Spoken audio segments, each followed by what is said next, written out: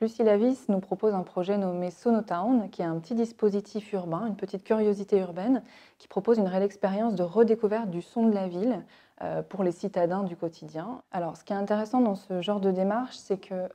ça touche vraiment de près les enjeux de la ville durable, qui sont très très vastes évidemment. Mais là, on a une problématique de santé publique. Aujourd'hui, on a des acteurs de l'urbanisme, on a des acteurs de l'architecture, on a des acteurs vraiment du monde de la santé qui s'interrogent sur l'avenir de nos villes, sur cet aspect du son.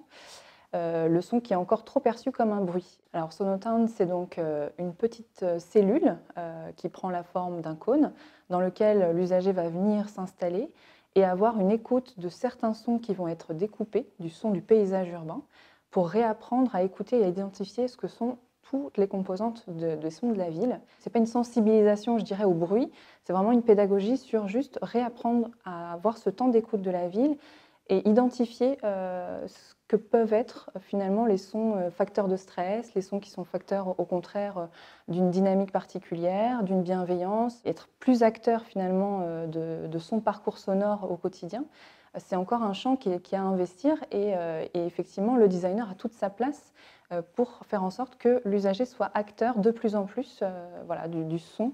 dans sa ville et dans son quotidien. L'ensemble des acteurs qu'a rencontré Lucile, aussi bien dans le domaine de la santé, lié à l'audition, aussi bien dans le domaine de l'ingénierie du son, comme de l'aménagement de l'urbain, montre vraiment le potentiel de concrétisation de ce projet et c'est tout ce qu'on souhaite à Lucile voilà, dans l'avenir.